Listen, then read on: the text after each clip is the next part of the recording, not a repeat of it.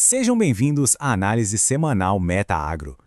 Olha, o cenário desta semana, viu? Tá parecendo um verdadeiro cabo de guerra. De um lado, Chicago puxando com força os preços dos grãos para baixo. Do outro, a gente tem um dólar que não sabe para onde vai e o mercado de fertilizantes. Cada um aponta para uma direção. E aí fica aquela pergunta no ar, né? Como é que a gente se posiciona no meio disso tudo para encontrar as melhores oportunidades? Bom, é exatamente isso que a gente vai destrinchar agora.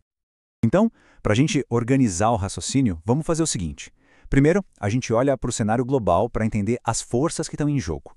Depois, a gente mergulha na pressão que tudo isso causa nos grãos, analisa esse mercado dividido de fertilizantes e aí a gente traduz o que isso significa para o Brasil.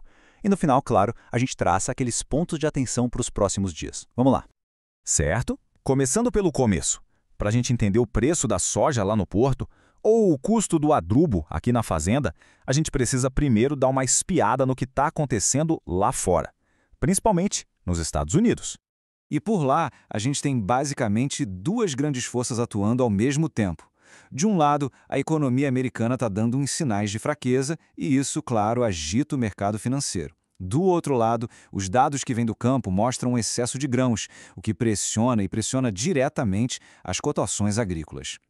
E aqui a gente começa a ver como as coisas se conectam de um jeito bem interessante. A paralisação parcial do governo americano por si só já gera uma baita incerteza, mas o problema foi além. Ela impediu que os dados econômicos oficiais fossem divulgados. Com esse vácuo de informação, um relatório de empregos do setor privado, o tal do ADP, que veio muito, mas muito abaixo do esperado, ganhou um peso enorme. O mercado, claro, reagiu mal, o dólar perdeu força no mundo todo e isso adiciona mais uma camada de volatilidade para quem precisa negociar insumos e a safra. E toda essa instabilidade global, como era de se esperar, bate em cheio no mercado de grãos.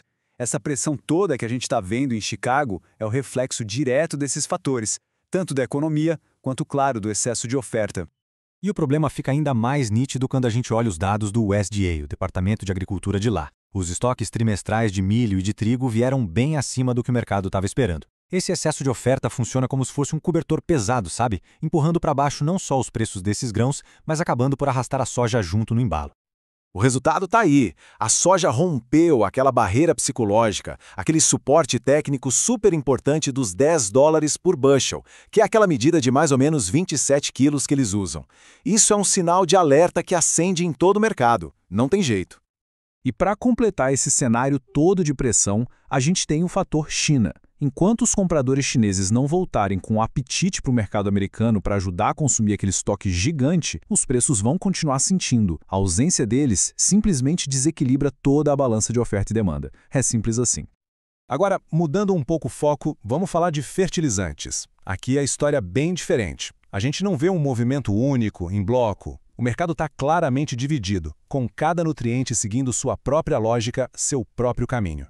Bom, no caso do nitrogênio, a direção é para cima. O grande motor dessa alta foi o anúncio de um leilão gigante na Índia para comprar nada menos que 2 milhões de toneladas de ureia. Um volume desses mexe com tudo, né? Aqueceu o mercado global na hora e os preços para o Brasil já subiram. Estão girando ali na casa dos 430 a 440 dólares por tonelada. Já com os fosfatados, o movimento é o oposto. Os preços do MAP, por exemplo, deram uma recuada, estão na faixa de 680 a 700 dólares por tonelada no porto. E por quê? Basicamente uma combinação de poucos negócios acontecendo no mundo e a percepção de que o Brasil já está bem abastecido, o que diminui o apetite por novas compras agora. E por último, o potássio.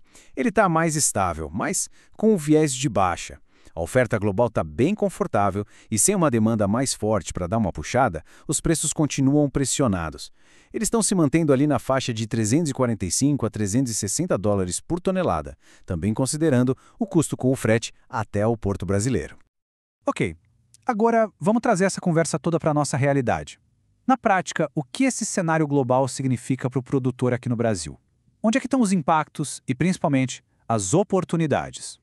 Os números da ANEC, a Associação Nacional dos Exportadores de Cereais, já mostram reflexo disso. Dê uma olhada na revisão para baixo nos embarques de milho em setembro. É uma queda de quase 10%. Já na soja, o volume se manteve firme, praticamente igual.